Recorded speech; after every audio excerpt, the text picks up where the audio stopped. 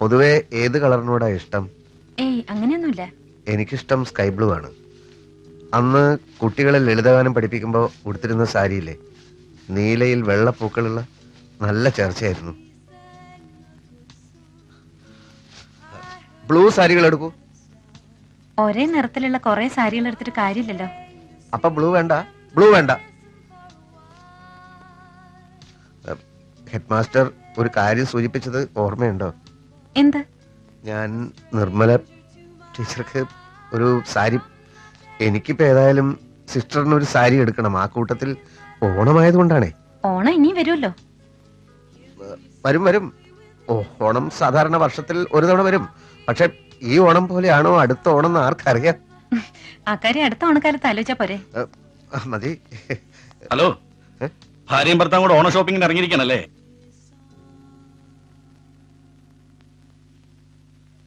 എന്താ ബാലകൃഷ്ണൻ ഇങ്ങനെ കുന്തം മെഴുങ്ങുന്നു നോക്കുന്നത്? ഞാനൊന്ന് തളിച്ചു എന്നുള്ള സത്യം തന്നെ, പക്ഷെ മുഖം അത്രയ്ക്ക് അങ്ങ് മാറിപ്പോയോ? എടോ, ഇത് ഞാനാടോ, ബാബു, ബാബു വിജയനാഥ്. ബാബു? ആ, എനിക്ക് സംശയം തോന്നി. പക്ഷെ മുഖം മാറിയിട്ടുണ്ട്, നല്ല വ്യത്യാസമുണ്ട്. കാണുമായിരിക്കും. കൊല്ലം 11 കണ്ടിട്ട്. കല്യാണം കഴിഞ്ഞിട്ട് അധികം നാൾ ആയിട്ടില്ലെന്ന് തോന്നുന്നു. മിസ്സിന്റെ മുഖത്ത് ലജ്ജയും പരിഭ്രമവും പൂർണ്ണമായിട്ട് അങ്ങോട്ട് മാറിയിട്ടില്ല. അത് ഇത് സാരി എടുക്കാൻ വേണ്ടി. സാരി എടുക്കുമ്പോ ലജ്ജിക്കണോ? സിസ്റ്റർ, ഞാൻ ഇയാളും കോളേജ് മേറ്റ്സാ. അന്ന് ഞാൻ വെറും ഒരു ചെറിയ പാട്ടുകാരൻ, ഇയാളൊന്ന് വലിയ വിദ്യാർത്ഥി നേതാവാ. പൊളിറ്റിക്സ് ഇപ്പോഴും ഉണ്ടോ ബാലകൃഷ്ണ? ബാബു, ഈ സാരി എടുത്തു കഴിഞ്ഞതിന് ശേഷം നമുക്ക് വിശദമായി സംസാരിക്കാം. ഓക്കെ ഓക്കെ ഓക്കെ ഓക്കെ, കാര്യങ്ങൾ നടക്കട്ടെ. അവനൊന്ന് ചെറുതായിട്ടൊക്കെ പാടുമായിരുന്നു. അവൻ പാടുന്നവനായതുകൊണ്ടാ എന്റെ സുഹൃത്തായതും. കണ്ട ഉടനെ തന്നെ എല്ലാ കാര്യങ്ങളും അയാൾ സ്വയം അങ്ങ് തീരുമാനിച്ചു. ഇതുപോലുള്ള സുഹൃത്തുക്കൾ ഇനിയും വരുമോ? ടീച്ചർ സാരി എടുത്തോളൂ.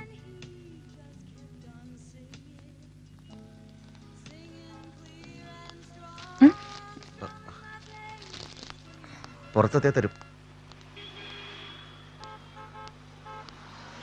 ആ ആ ആ, നേരെ വൈ. ആ, അത് ശരി. ഓക്കെ, വണ്ടി കയറ്. കുറെ നേരമേ വെയിറ്റ് ചെയ്യുന്നു. ഇത്രയും താമസിച്ചപ്പോ ഞാൻ വിചാരിച്ചു ഭയങ്കര പർച്ചേസിംഗ് ആയിരിക്കും. അല്ല, ഞങ്ങള് വേറെ വഴിക്കാ. ഞാനും വേറെ വഴിക്കാ. ഇയാൾ വണ്ടി കയറ്. അതല്ല ബാബു, ഞങ്ങൾക്ക് ബസ് സ്റ്റാൻഡിൽ പോകണം, ഊണ് കഴിക്കണം. എനിക്കും ബസ് സ്റ്റാൻഡിൽ പോകണം, ഊണ് കഴിക്കണം. ചുമ്മാ കേറ് ബാലകൃഷ്ണ. ഷോപ്പിംഗ് കഴിഞ്ഞിട്ട് വിശദമായി സംസാരിക്കാന്ന് പറഞ്ഞിട്ട്. അതോ ഇനി ഇതേപോലത്തുള്ള ബൂർഷാ വണ്ടി കേറില്ലെന്നുണ്ടോ പഴയ കമ്മ്യൂണിസ്റ്റിന്? അതൊന്നുമല്ല. എന്നാ പിന്നെ കേറ്. ബസ് സ്റ്റാൻഡിലല്ല, ഏത് നരകത്ത് വേണമെങ്കിലും കൊണ്ടുവിടാം. കേറ്. ഇവിടെ അധികം നേരം ഇങ്ങനെ പാർക്ക് ചെയ്യാൻ പറ്റത്തില്ല. വണ്ടി കയറ്.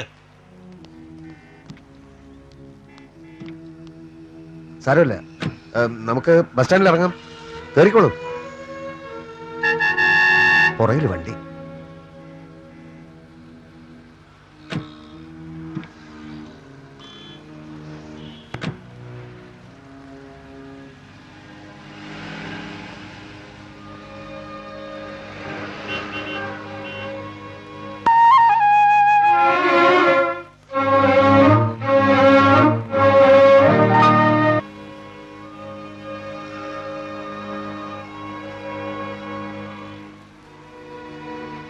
ഒരുപാട് കാലം കഴിഞ്ഞ് തീരെ പ്രതീക്ഷിക്കാതെ പഴയ കക്ഷികളെയൊക്കെ കണ്ടുമുട്ടുക എന്ന് പറഞ്ഞാൽ ഭയങ്കര ത്രില്ലല്ലേ?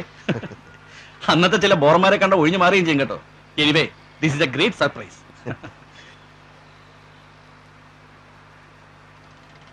ആ, ആദ്യം ചോദിക്കേണ്ട കാര്യം മറന്നു. ബാലനിപ്പോ എവിടെയാ? ഞാൻ നാട്ടിൽ തന്നെയുള്ള ഒരു സ്കൂളിലും മാഷാണ്. അന്നത്തെ ആ പോക്ക് കണ്ടപ്പോ ബാലകൃഷ്ണൻ കുറഞ്ഞ പക്ഷം ഒരു MLA എങ്കിലും ആവുമെന്നാ ഞാൻ വിചാരിച്ചത്.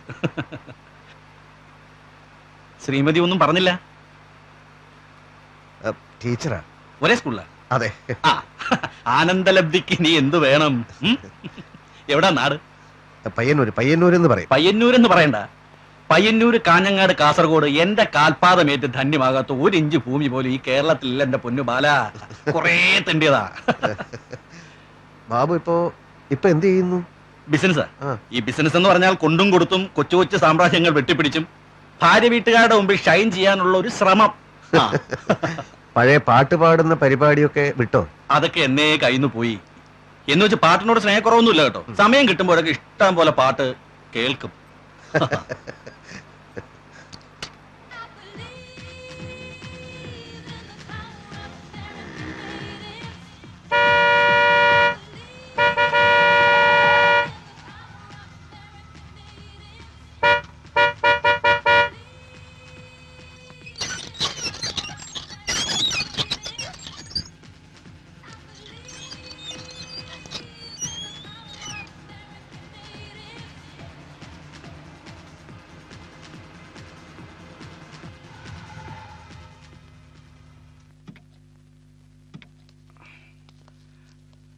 ഇറങ്ങും. ഇതാണോ ബസ് സ്റ്റാൻഡ്? ഇത് ബസ് സ്റ്റാൻഡ് അല്ല, ഇത് നമ്മുടെ സങ്കേതമാണ്, ഒരു ക്ലബ്ബ്. ഇവിടെ ഊണ് കഴിച്ചിട്ട് നമുക്ക് ബസ് സ്റ്റാൻഡിൽ പോവാം. എനിക്ക് ഊണ് വേണ്ട. കഴിച്ചേക്കാം. ഇവിടെ വെജിറ്റേറിയൻ കിട്ടില്ലേ ബാബു? ഇവിടെ എന്തും കിട്ടും. എനിക്ക് ബസ് തെറ്റും. എനിക്കെന്ന് പറഞ്ഞാ നിങ്ങൾ ഒരുമിച്ചല്ലേ പോകുന്നത്? ഞാനിപ്പോ പോകുന്നില്ലല്ലോ. ടീച്ചറെ അല്ല നിർമ്മലയെ ബസ് കയറ്റി വിടണം. ഓ അങ്ങനെയാണോ? എങ്കിൽ ഇവരെ ബസ് കയറ്റി വിട്ടിട്ട് നമുക്ക് വിശദമായിട്ടൊന്ന് കൂടിക്കള. എന്നാ പിന്നെ നേരം കളയണ്ട, പെട്ടെന്ന് ഊണ് കഴിച്ചേക്കാം. വാ വാ വാ. കഴിക്കുന്നതല്ലേ നല്ലത്. വെറും വയറ്റിൽ യാത്ര ചെയ്യുന്നത് ശരീരത്തിന് കേടാ. വരും.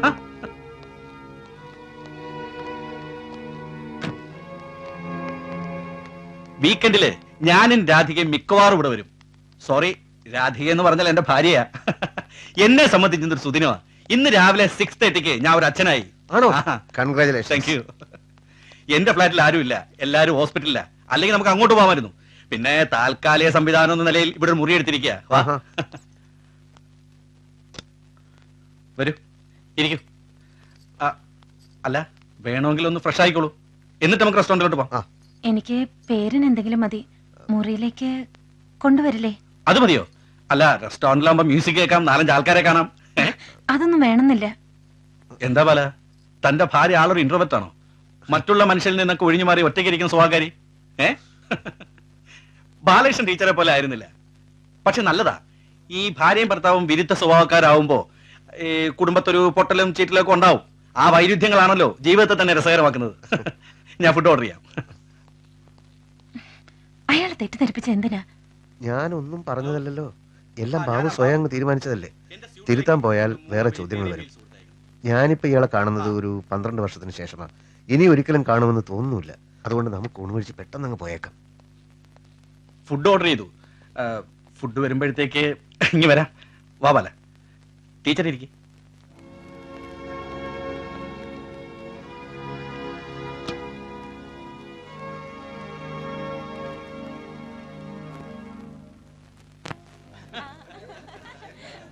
ബാലകൃഷ്ണൻ പണ്ടൊരു പിരിവ് നടത്തിയത് ഓർമ്മയുണ്ടോ?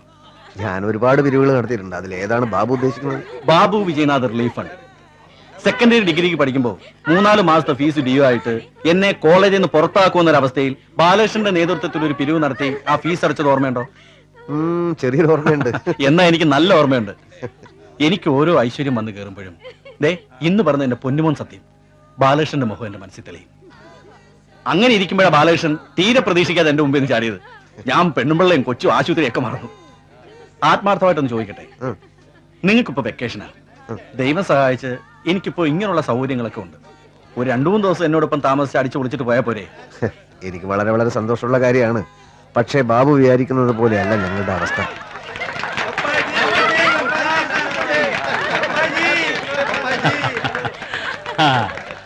Hello, by Babaji.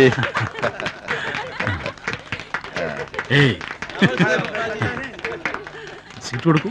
Oh, no no no.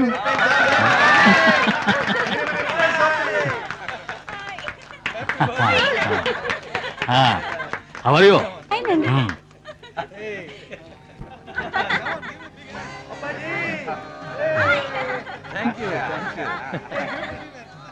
I couldn't call you yesterday. It's okay. Thank you.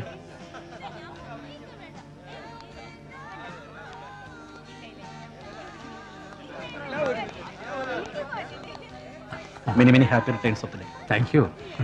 എന്റെ പേര് ബാബു, ബാബു വിജയനാഥ്. നമ്മൾ ഒരിക്കൽ മീറ്റ് ചെയ്തിട്ടുണ്ട് ബാംഗ്ലൂർ വെച്ച്. യെസ്.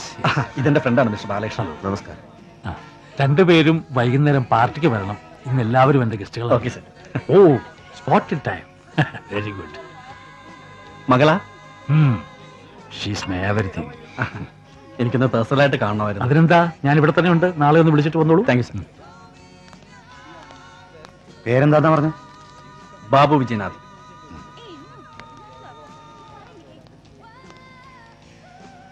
ആളെ മനസ്സിലായില്ലേ? ഇല്ല. ഇതാണ് പാപ്പച്ചൻ. കേട്ടിട്ടില്ലേ? ഡൽഹി പാപ്പച്ചൻ. ഡൽഹിയാ പുള്ളിയുടെ മെയിൻ ഏരിയ. പൊളിറ്റിക്കലായിട്ടും അല്ലാതെയും വളരെ ഇൻഫ്ലുവൻസ് ഉള്ള മനുഷ്യനാണ്. മൂപ്പരുടെ ബർത്ത്ഡേ ഇത്തവണ ഇവിടെ വെച്ചാ. ബർത്ത്ഡേ എന്ന് പറഞ്ഞാൽ പല വൻ തോക്കുകളെയും സൂചിപ്പിക്കാനുള്ള പാപ്പച്ചന്റെ ഒരു നമ്പര്. ഇങ്ങനെ ഒരു വർഷം തന്നെ പല സ്ഥലത്ത് വെച്ച് പല ബർത്ത്ഡേകളും ആഘോഷിക്കാറുണ്ടെന്ന് ഞാൻ പറഞ്ഞു കേട്ടിട്ടുണ്ട്.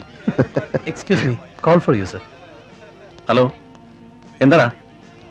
സെല്ല് വണ്ടിയിലിരിക്കുക ആണോ? നീ ഒരു കാര്യം അവിടെ തന്നെ നിൽക്ക്. നിങ്ങൾ ഊണ് കഴിച്ച് തുടങ്ങിക്കോ. അപ്പോഴത്തേക്ക് ഞാൻ ഹോസ്പിറ്റലിൽ വരെ ഒന്ന് പോയിട്ട് വരാം. അല്ല